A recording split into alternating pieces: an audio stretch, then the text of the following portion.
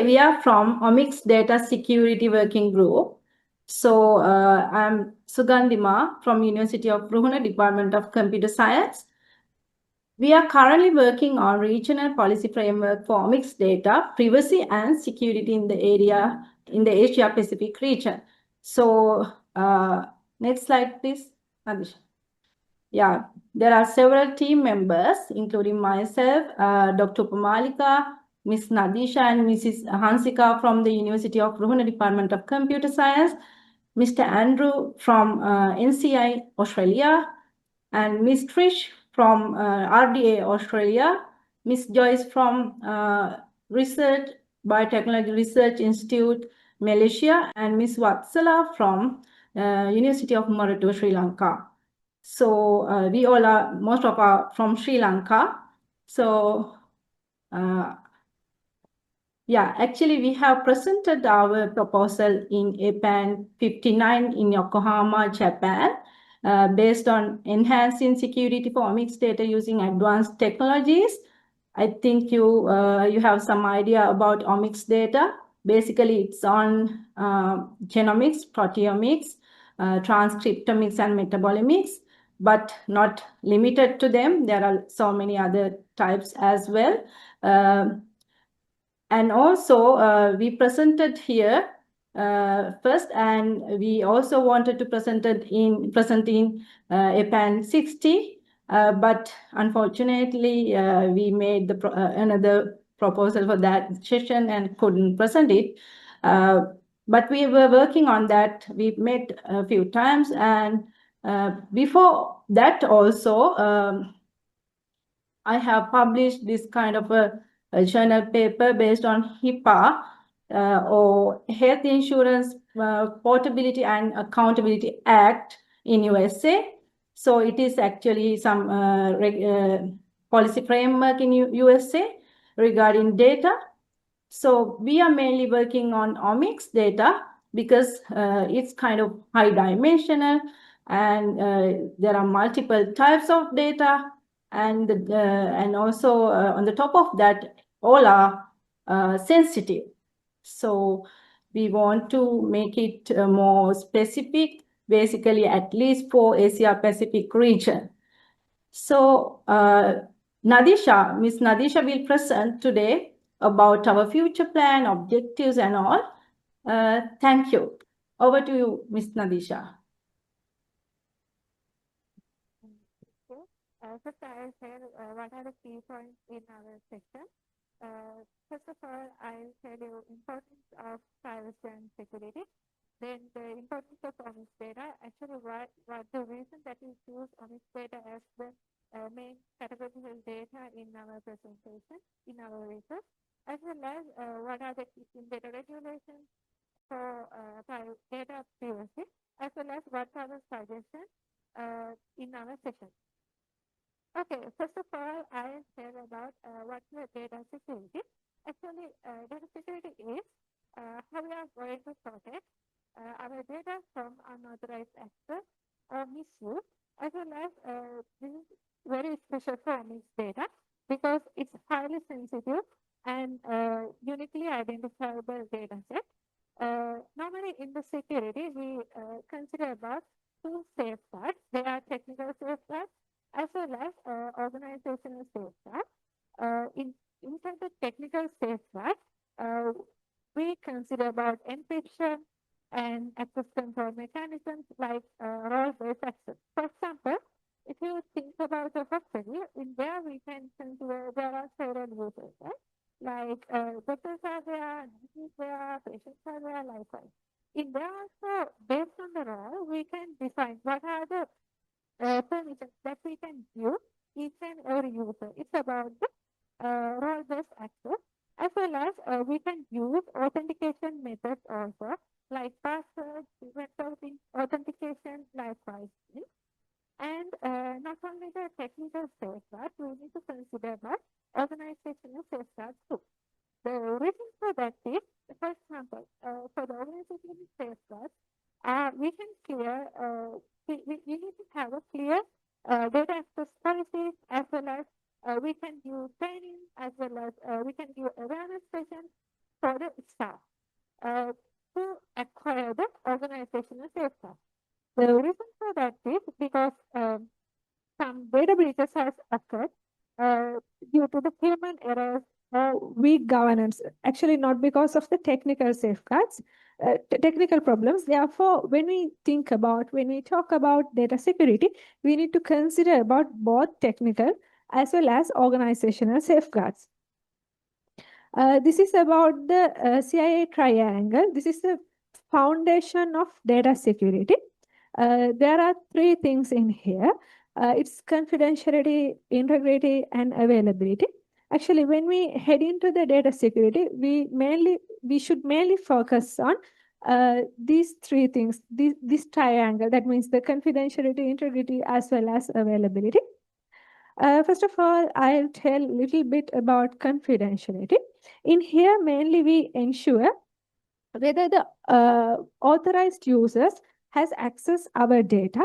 For example, we can use encryption mechanisms, access control methods, or authentication to make sure whether the authorized users have access our data. For example, if we think about the encryption, in there we can convert some set of data into the unreadable format. For example, let's take there is a box as well as there is a message inside that box, and we have a key.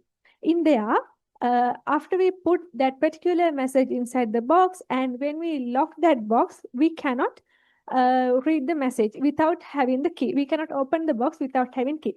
It's something like encryption. In encryption also, we can convert a text into an unreadable format by using a key. Encryption key, as well as if we need to read that message, if we need to convert that message into the readable format, we need to have a decryption key. That kind of thing we can use to omics data too. As well as next one is about access control. As I mentioned earlier, if you think about hospital, in there are several users. For example, doctors are there, nurses there, as well as patients are there, kind of things. In there, we can give permission for each and every user. We can give permission to them based on their roles. For example, we can say doctor can view medical history of that particular person, as well as doctor can update the treatment plans, kind of things. But nurse, they cannot add the prescription or something like that, as well as users. That means the patient cannot access or patient cannot change the prescription. Likewise, means based on their roles, we can give permission for those roles. That means those users to access the data. Based on those stuff, we can make sure that we can make sure the confidentiality of data by using access control. And next one is about authentication. Actually, for the authentication, we can use username passwords to ensure whether that particular, to check whether that's the correct user. It's one way. And when we think about the authentication, we are heading to multi-factor authentication too. For example, if you think you need to take money from the ATM card, in there you need to have your ATM card, as well as you need to have the PIN with you. In there, we can see two factors. For example, if you think about your ATM card, it's like something you have, and it's one factor. And other factor is something you know. You are the person that know about the PIN. When you think about that example, it's like multi-factor authentication, because in there you can see two factors, like something you know as well as something you have. And in the two-factor authentication, we can combine two or more factors. There is another factor too.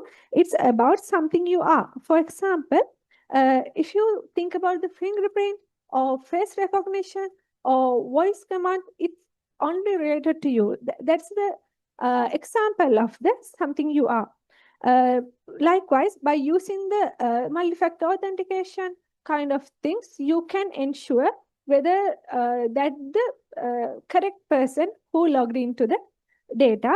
These CIA triangle we need to actually apply for the omics data because it's a very sensitive data set. And next one is about integrity. In there, we need to ensure whether that data is accurate, complete, or it is not altered by any person. Because we need to check whether that particular data set has changed intentionally or accidentally. The reason for that is any change to research or this kind of clinical data, it can lead to incorrect conclusions, because if you are using such data set for the research purpose, and if that data is not correct, then conclusion as well as the decision that we make at the end may be incorrect. Therefore, we need to make sure integrity for such kind of special sensitive data. And here, in the integrity also, we can use these controls, like we can use hashing, digital signatures, audit logs, kind of things. For example, if you think about if you need to upload lab report, for example, let's take, if you need to upload lab report in a hospital system, before we going to upload that particular document, we can hash that one. Therefore, if you hash that one, then you can ensure whether it has changed by checking hash of that file, by generating hash of that file again, right? The reason for that is if we do at least a small change in their hash will be changed. By using that one, we can make sure whether anyone has changed or whether anyone has modified or whether they have altered that particular data or particular documents, kind of thing. And next one is about digital signatures. In there, for example, let's take lab technician is the person who are going to upload that lab report, right? In there, we can use private key. The reason for that is if someone is encrypt that particular file by using the private key, in there, that's the person who can have the private key. That means my private key will not be with another person. Therefore, at the end, that means a receiver can decrypt that document by using my public key. Therefore, by using that method, we can ensure this is the person, this is the particular person that send the file. Therefore, by using that one, we can ensure there is no middle party has changed the document. For the integrity, therefore, we can use digital signatures, as well as next one is about audit logs. In there, we can have logs for who uploaded the report, who viewed it, who modified it, as well as date and time it has modified or it has created. Therefore, by looking at those logs, we can ensure no one has logged middle of the document transferation, likewise things. Therefore, by using the audit logs also, we can ensure there is no third party has made any change. That's about the integrity. Actually, this integrity is very important for the omics data because, as I mentioned earlier, based on the data, that means based on the omics data, we take medical prescriptions as well as end decisions. Therefore, it should be very, very accurate. Therefore, integrity also very important for omics data. And next one is about availability. That means we need to ensure data and systems are accessible when we require it. For example, these are the common controls that we can use, right? One thing is backups. That means availability means if we need to access that particular set of data, it should be available at that time frame, at that moment. Otherwise, we call it as it's not available. For example, if you think there is a problem happen, or there is a cyber attack or something happen, then there should be a way, there should be a backup plan to restore the system. It may be changed from organization to organization. For example, some organizations may can say it's okay restore the system. If we can restore the system within 1 hour, it's okay. And some organizations may take, it's okay to restore the system within 3 hours, kind of things. That means availability can be depend on organization to organization. But at the end, we need to say there should be a backup plan to somehow restore the session. And next one is about redundancy. That means if we can handle multiple servers run simultaneously, therefore, although one server fail, we can handle the system. We can continue with the system. For that one, that's the meaning of redundancy. That means if we can keep several servers running on, although one of them fail, no problem, we can continue with our system. And next one is about disaster recovery. In there, if we think about there is a natural disaster, or if there is any cyber attack, in there also there should be a recovery plan, how we can restore our system or restore our data.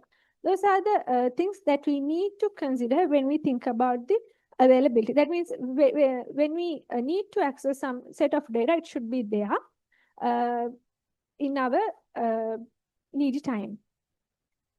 And next one is about non-repudiation. That means if someone has do any action, they cannot deny action. That means if I send some data, if I update, if I do any modification for the data, I cannot say, no, I didn't do the modification, kind of thing. For that one, we can use digital signatures. As I mentioned earlier, we can have audit logs too. For example, in the digital signatures, as I mentioned earlier, if you think about my private key, it's only with me. Therefore, if I encrypt that particular set of data by using my private key, I cannot say, no, I didn't send you such document, because that private key is only with me. Therefore, by using the digital signatures also, we can ensure non-repudiation. And other one is audit logs. That means if we can have a log, that means what is the thing, what are the things that is happening for each and every time, and who are the people that access for our system, access for our data. Therefore, by looking at those audit logs, we can say, this is the person who accessed this time, kind of thing. Therefore, by looking at the audit logs also, we can identify who is the person that accessed that data set or something like that. Therefore, by using audit logs also, we can acquire non-repudiation.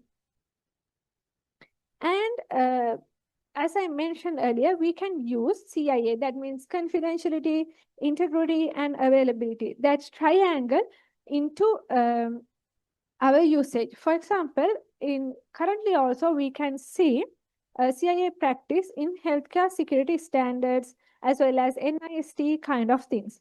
But there is a thing that we need to consider, right?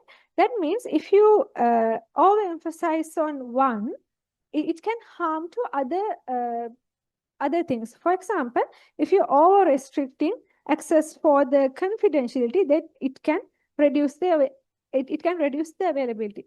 For example, if you think about a medical record and there is a doctor, right? When doctor going to access for that medical record, if we need to consider on the confidentiality, then we may give that means we may authenticate, we may try to authenticate him in different ways. Therefore, it may take some time because we are going to overemphasize on confidentiality.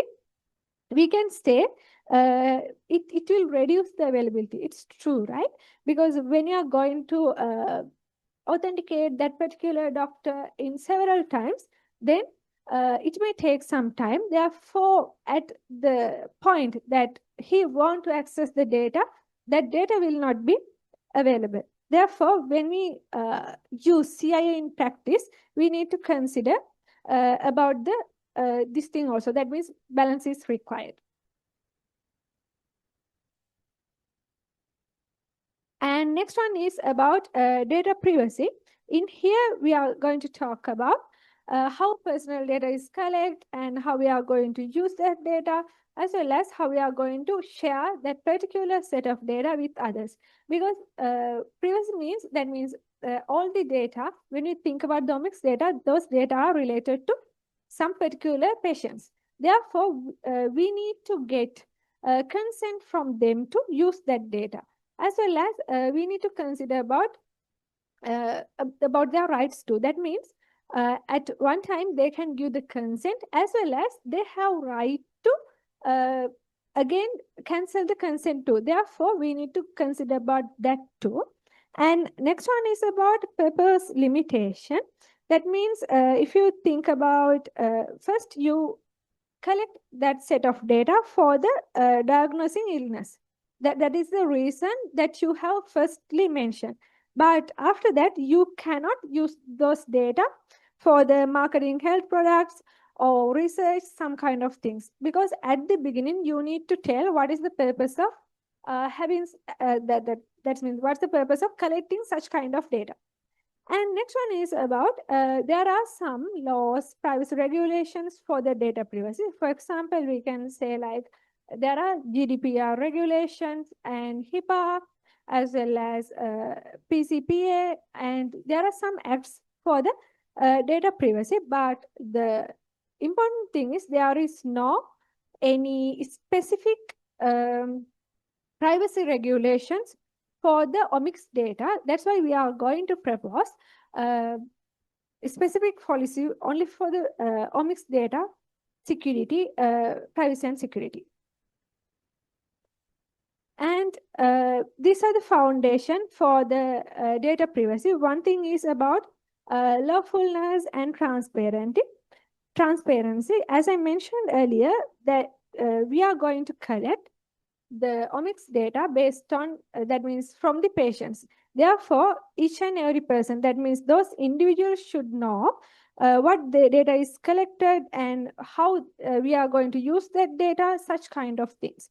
As well as we need to consider about the purpose too. That means if we first mention, we are going to use your data for any diagnose the illness, but later we cannot use that data for any marketing health products, as I mentioned earlier, for the research, such kind of things. If you are going to use their data for any other, that means secondary use, without any authorization, we need, it's a problem, right?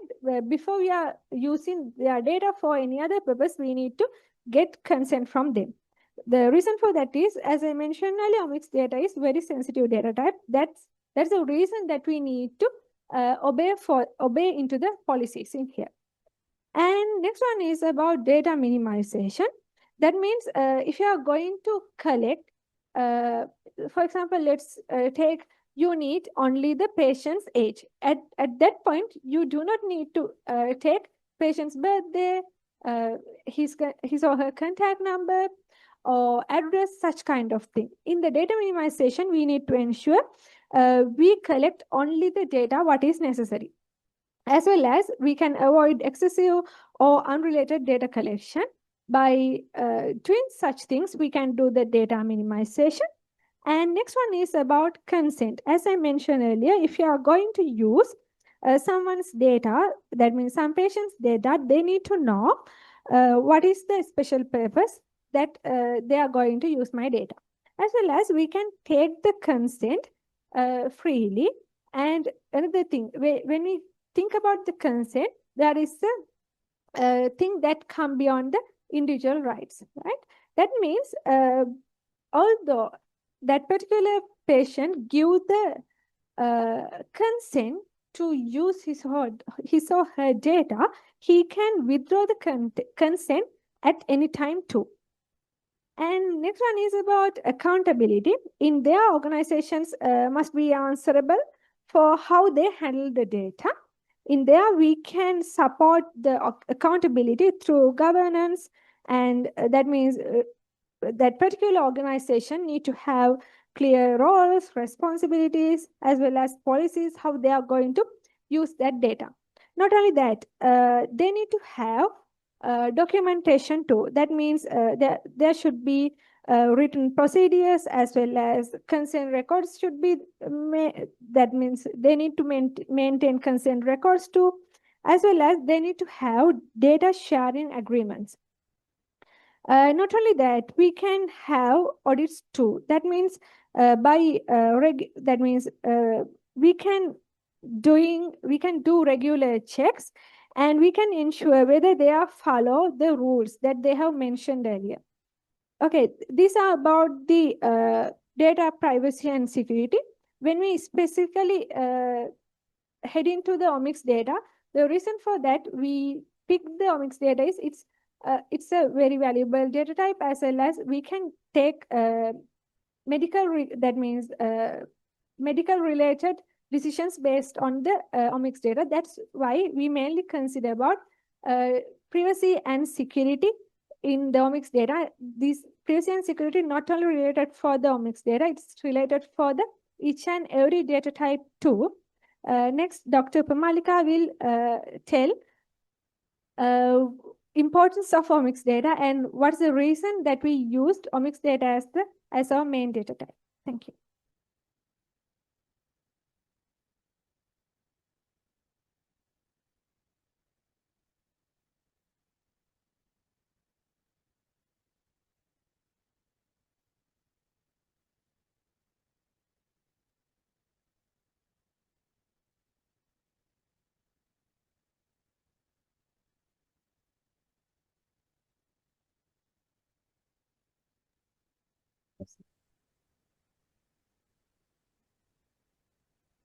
Okay, good afternoon all, and thank you, Nadesha.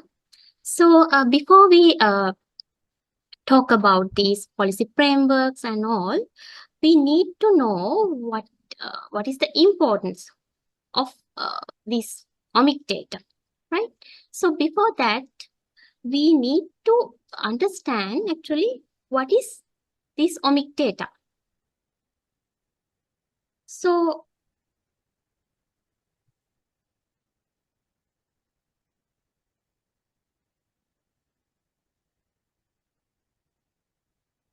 So actually, what is this Omic data? Actually, if you consider these biological data, normally they contain a different type of data. That may be genomic data, transcriptomic data, proteomic data, metabolomic data. If you consider all these data together, we call it as omic data, without considering one single gene or protein at a time. So when you're considering genomics, so at that time we consider about the DNA. So you know that is the blueprint of life. So when it comes to transcriptomic, normally we consider about the RNA. So RNA tells us which genes are active at a given time. So when it comes to proteomics, we mainly consider about the proteins. So you know the proteins are the responsible for most of biological functions. And when it comes to metabolomics, you know, there are different cellular processes within a cell. So these different small molecules that are involved in these different processes or pathways, we call as the metabolites. So talking about or study about these metabolites, we call as the metabolomics. So each of these layers give us different informations. So, but when we combine these things, it will provide comprehensive, systematic view of the biology. So, actually, why this omic data matters today? So, you know, nowadays that technological improvements are there. So, in omic data, that these omic data can be generated using high throughput technologies like these different processors that you can use, and we collect massive amount of these data. So therefore, there is a rapid increase of DNA sequencing. So the cost of the sequencing has dropped drastically. And also the cloud computing allow us storaging and processing large data easily. So also this advance in artificial intelligence, it allow us extract new insight of these existing data. Therefore, the usage of these data has increased.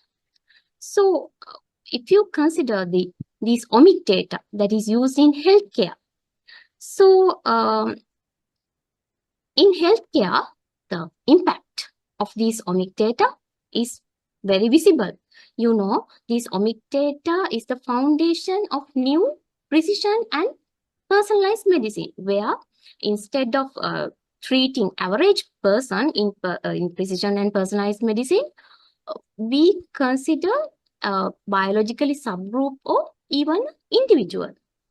And when it comes to this omic data, it enables early disease detection and prevention, often before even the symptoms appear. And for an example, in cancer care, you can select the treatments based on specific genetic mutations in a tumor without considering the location of the cancer. So that is a new improvement. And also another application is the diagnosis of these rare diseases. This whole genome sequencing may be used to reduce the diagnosis timeline. From it's previously it's around 1 year. Now it can be reduced to just weeks, right? And another key application is the pharmacogenomics. So in here, the genetic differences influence how individuals metabolize the drugs. That based on the genetics. So this allows the clinicians to select the right drug at the right dose to the right patient, right? So this result fewer advanced drug reactions, and improved patient safety. And also it will reduce the trial and error treatments. So not only the individual care, this omic data matters when we consider in the public health. So, when it comes to disease outbreak or a pathogen mutation, we have experienced these COVID-19 situation. So this omic data will help to overcome this type of situations. That is a public health concern. And also when it comes to omic data, it helps to understand population-specific health risk, which are normally important in genetically diverse groups that may be region-wise. That may be, for an example, Asia-Pacific region group. Likewise, there could be this type of population-specific health risk. And also it supports the vaccine development process. And when it comes to vaccine development process, it will help to monitor the effectiveness, and also it will help to understand these antimicrobial resistance related things. So likewise, there are a lot of importance when it comes to public health. And also this omic based data can be help these governments to make evidence-based policy decisions. So these are the some of the usage or the why we think this omic data is very important. And as Nadisha explained previously, there could be different methods that you can protect the data, right? But the thing is, omic data is different from the other data based on few factors. One of the factor is these omic data cannot be fully anonymized. Why we are saying it? You can remove the name, or the if it is a hospital report, you can remove the name, you can remove the IDs, you can remove the contact details. But the genetic patterns, it's remain unique. It remain unique.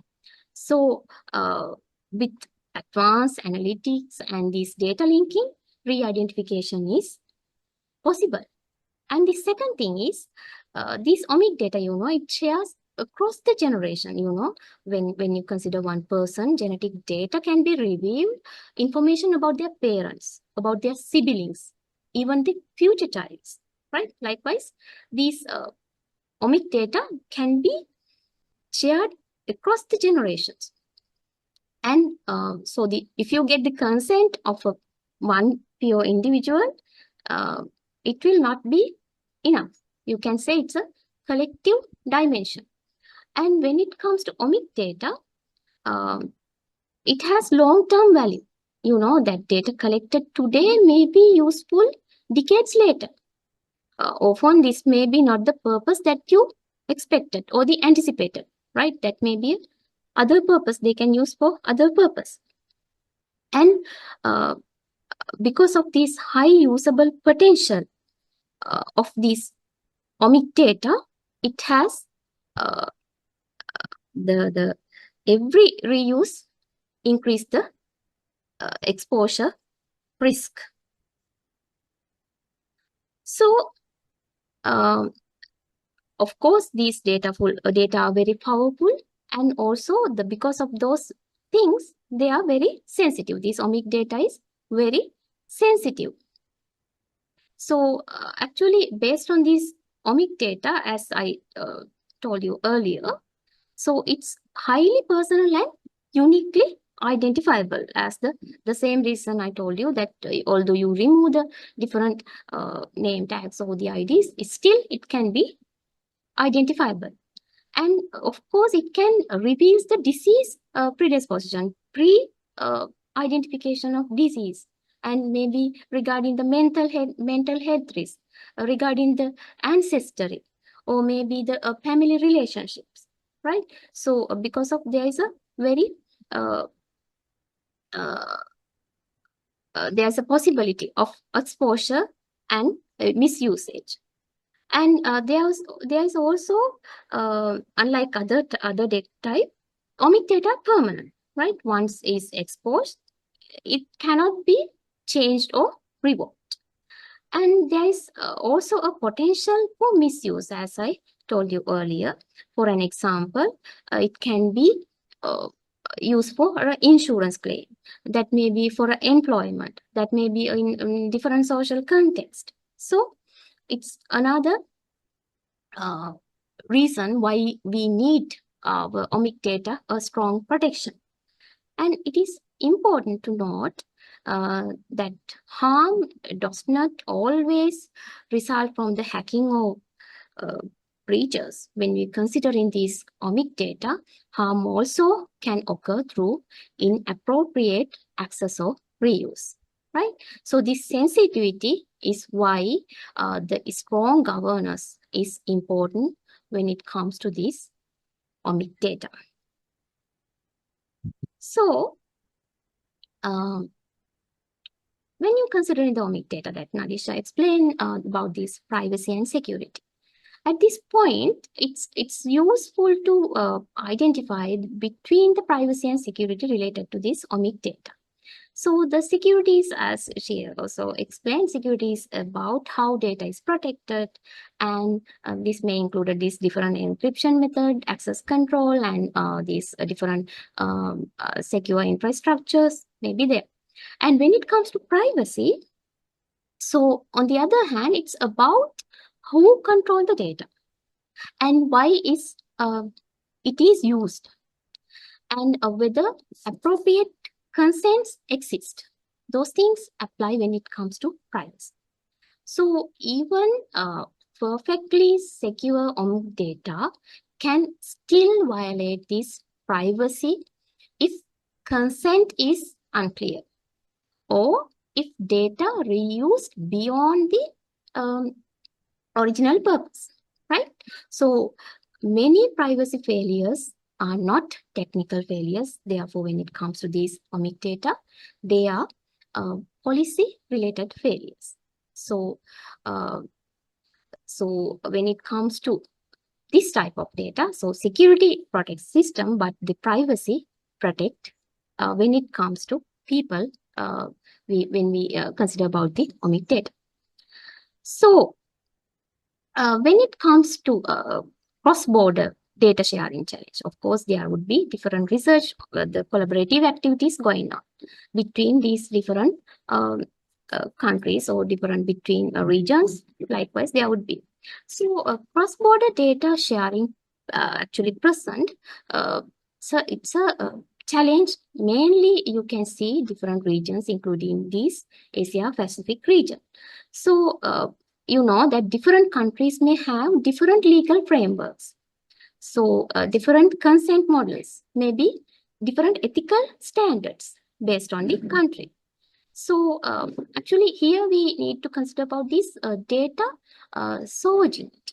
So if you consider about this data sovereignty, actually it means if one country is having a data, so that country apply the that relevant country's law for that particular data. If a foreign company work on that data, right? Normally we need to obey that particular country data, although it's a foreign company, right? So this type of requirement complicate the collaborations.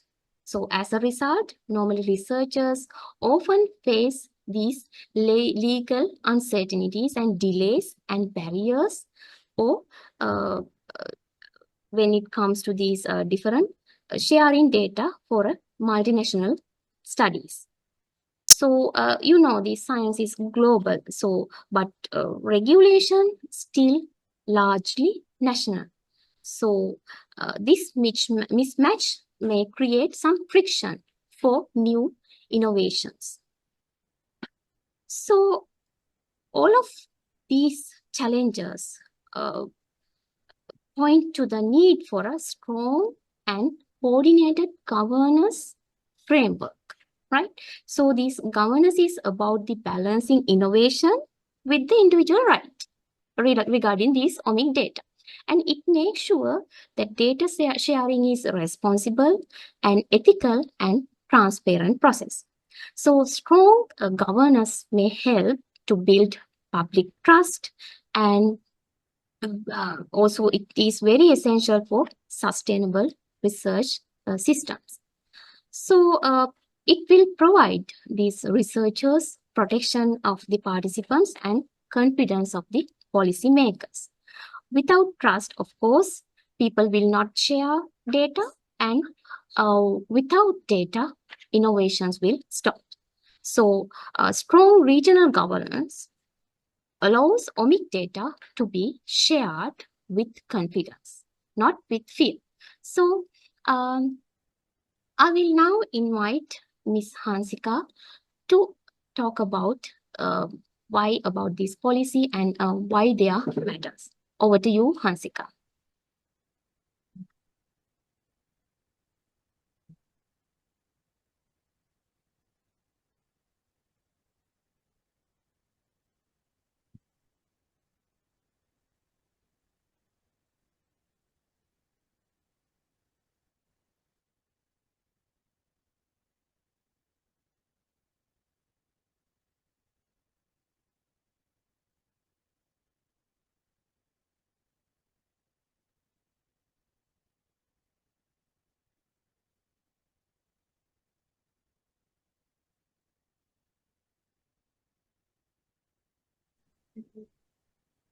Thank you, Dr. Monica.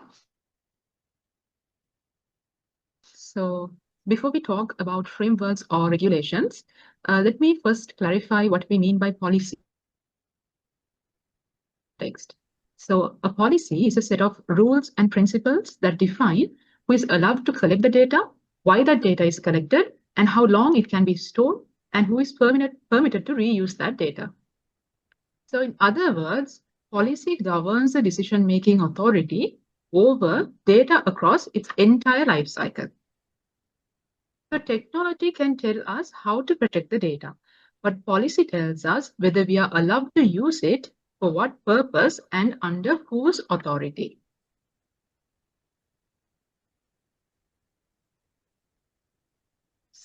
The distinction is especially important in omics data because omics data, as mentioned before by Dr. Malika, is permanent, they are uniquely identifiable, and it's deeply personal.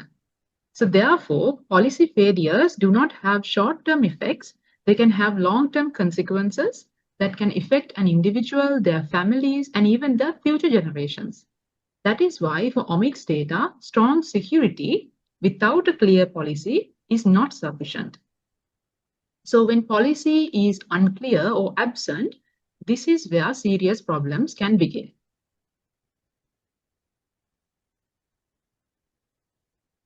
So at this stage, an important question to ask is whether a regional policy framework for omics data already exists in Asia Pacific. So currently, there is no binding omics Pacific regional policy framework that governs omics data privacy across the Asia Pacific region. So instead of governance in this area relies mainly on general data protection laws, such as the National Privacy or Health Data Regulations, and on international guidance issued by organizations like the World Health Organization or the GA4GH organization. So while these instruments provide valuable principles, they were not designed specifically for omics data, and most of them are non-binding or implemented inconsistently across countries. So therefore, as a result, we can see fragmented or uneven protections across the region. So for researchers and institutions working across borders, this creates legal uncertainty, inconsistent consent requirements, and challenges in the long-term data sharing and reuse. More importantly, for data contributors and the patients, it can weaken their trust in how omics data is handled beyond the national boundaries. So the gap, this gap between our global nature of omics research and fragmented nature of governance highlights the need for a regional coordination framework. Okay, so although there is no binding regional policy framework for omics data in the Asia Pacific region, it is important to recognize that omics specific guidance does exist at an international level. So two of the most influential examples are the GA4GH framework for the responsible sharing of genomic and health-related data, and the World Health Organization or the WHO principles for ethical genomic data collection and sharing. So if we talk about the GA4GH framework, it was developed by the global genomics research community to support large-scale international data sharing. It is built around key principles such as respect for individuals, the transparency, accountability, data security, and proportional access, meaning that data access should match the level of risk and sensitivity.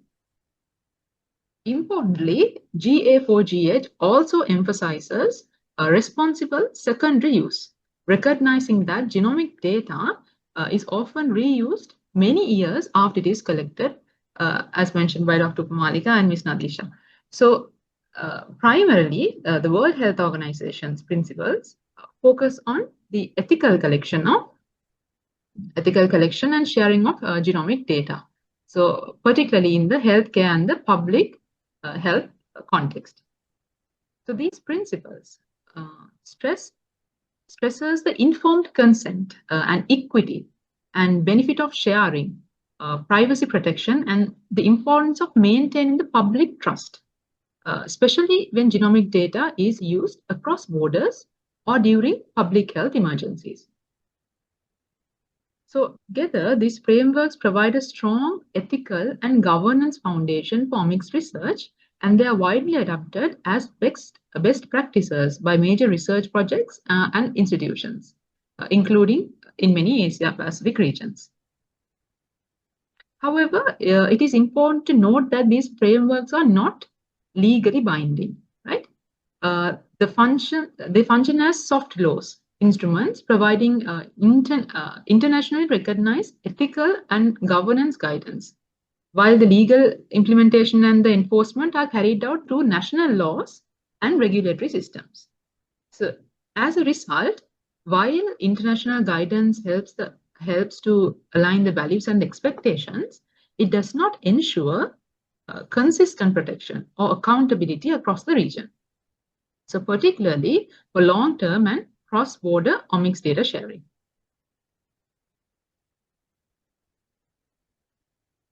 Based on what we have discussed so far, we can clearly identify that there is a policy gap in the Asia-Pacific region. So while the general data protection laws and the international guidance exist, there is no harmonized omics-specific regional governance framework. So in particular, there is a limited guidance on the secondary use and the long-term storage, even through omics data in routinely reused, because omics data is routinely reused over the decades. So this creates a significant challenge for cross-border data sharing.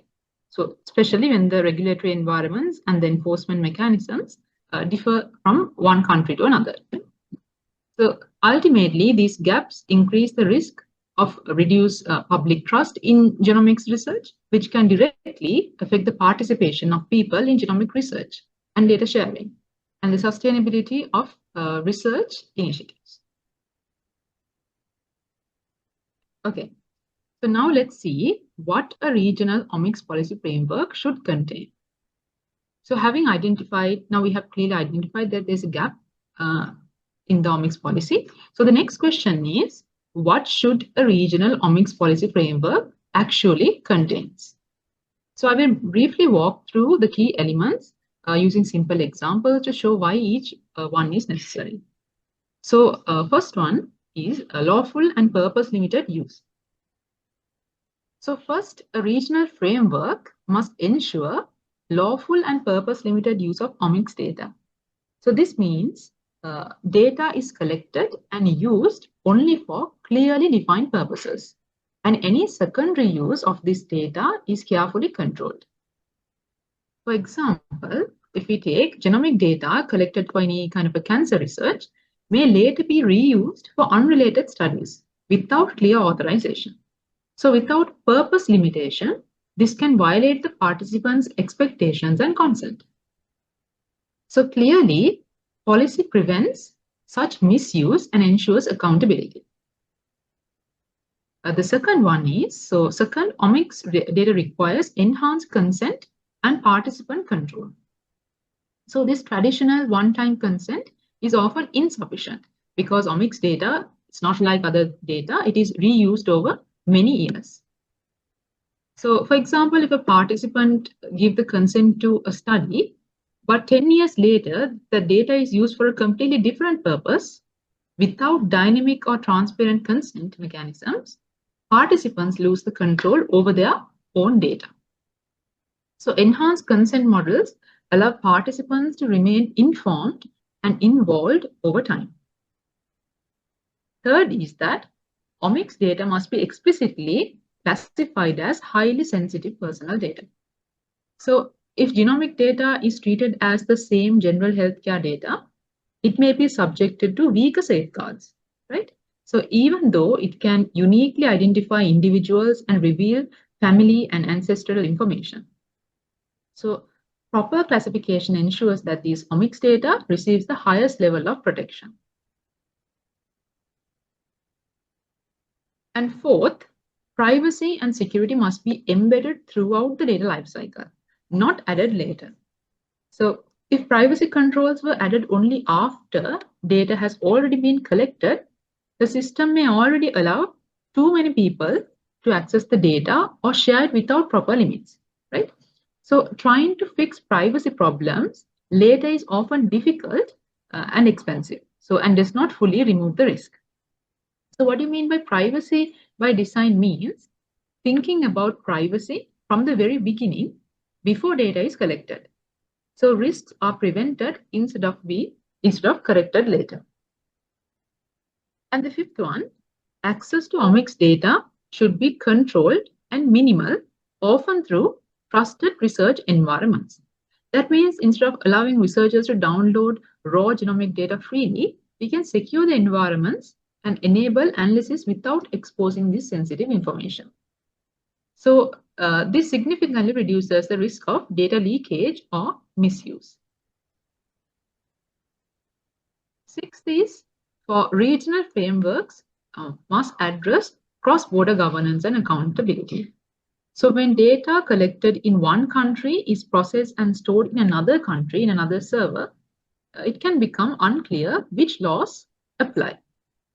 Is it the law of the countries or where it is stored? So who is responsible in the event of a data breach? So clear transfer rules and accountability mechanisms are essential for regional collaborations. So seventh is transparency and oversight mechanisms are critical. So audit logs, monitoring, and clear breach response procedures help to detect the misuse and maintain the trust. So without transparency, participants may never know how their data is used or misused, leading to loss of public trust.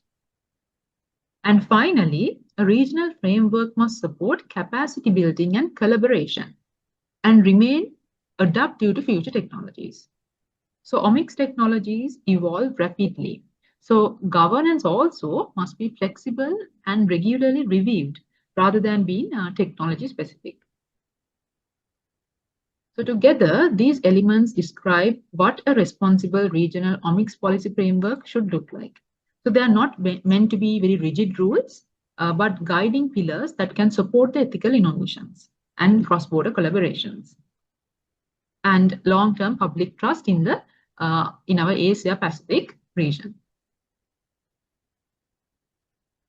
Okay, so to understand why policy and governance matters so much, it is important to look at what can go wrong when privacy is ignored. So even when data is technically secure, so data can be very technically secured with all the encryptions in the world, but what if the policy goes wrong?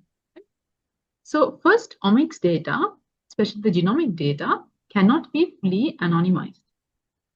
So even when direct identifiers are removed, I think Dr. Pumalik also mentioned that genomic data still remains unique. And individuals can often be re-identified by linking it with other publicly available datasets. So that means that traditional anonymization techniques, which may work for other data types, are often insufficient for genomic data. So without strong privacy policies, individuals may believe that their data is anonymous, that their data is safe, but in reality it is not. Second, privacy is compromised when data is reused beyond its original purpose without clear authorization. So for example, health or research data collected for one study may be later be used for a different project or commercial analysis or to sell a product or cross-border collaboration without renewed consent. So even if the data is securely stored, such reuse can violate the participants' expectation and ethical principles. Third is misuse of omics data can lead to discrimination, particularly in areas such as insurance, employment, or access to services. So genetic information can reveal disease risks or inherited conditions. And without strong safeguards, this information could be used unfairly against certain individuals.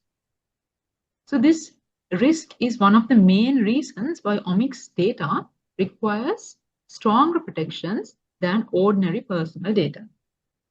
And finally, repeated privacy failure can lead to loss of public trust in the healthcare systems and research institutions. When people lose confidence in how their data is handled, they may refuse to participate in the research or share their health information. So this ultimately harms our scientific progress and healthcare initiatives and innovations. So in short, when privacy is ignored, the consequences can extend far beyond individual data breaches. So they affect trust, equity, and long-term sustainability of genomics research. So these risks highlight why strong governance and policy frameworks are not optional, but these frameworks are essential. So this slide highlights why policy and proactive governance is necessary, especially as software systems and privacy regulations become more and more complex. So first, modern software ecosystems involve so many technologies like cloud, distributed systems, APIs, microservices, and other third-party components.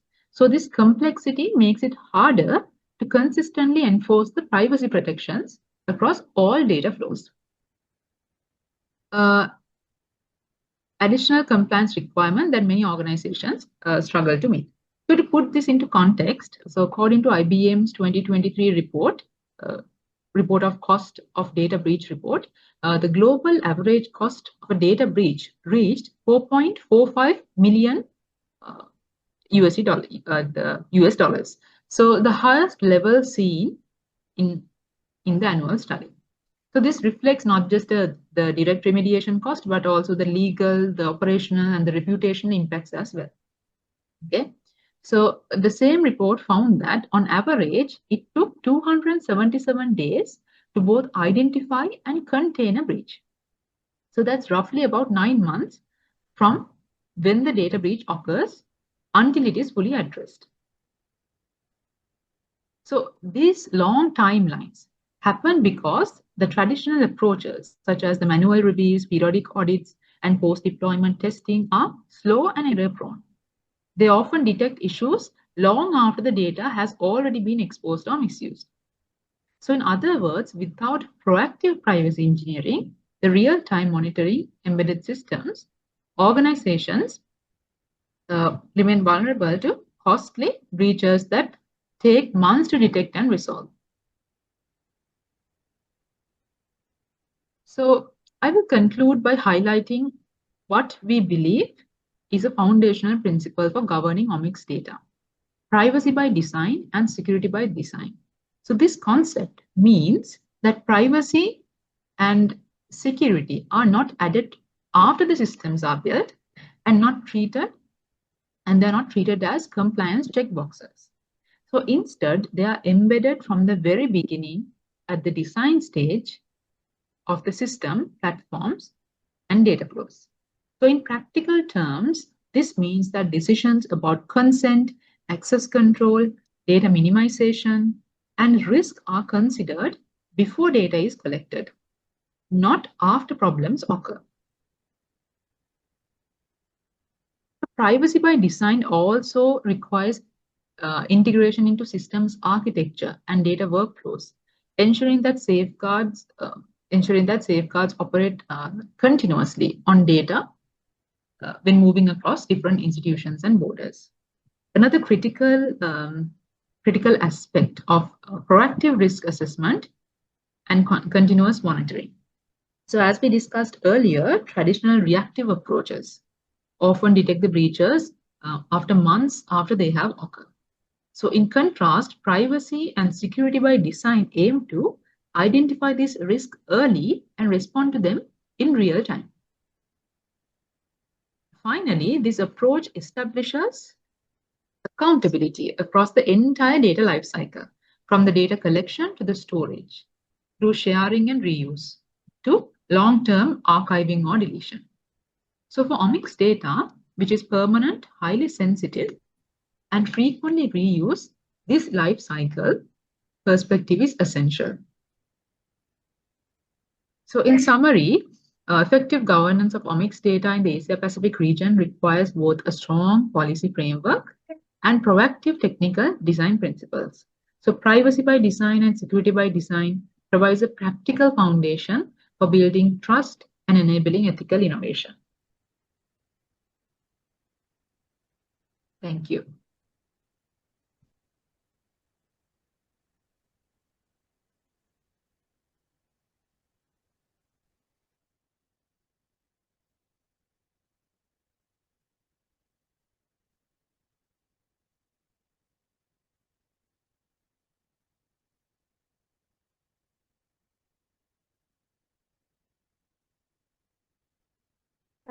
actually, as a summary, we can say to build a privacy policy framework for omics data security is very important, because when we consider about this type of data, that means omics data, it is very sensitive, as well as we can use such type of data to do some disease prediction, as well as before we can identify it by symptoms, by looking at the genes, such kind of things, we can say what are the diseases that can be happen future kind of things. Therefore, by looking at those examples, we can say actually omics, we can identify how how much omic data is important.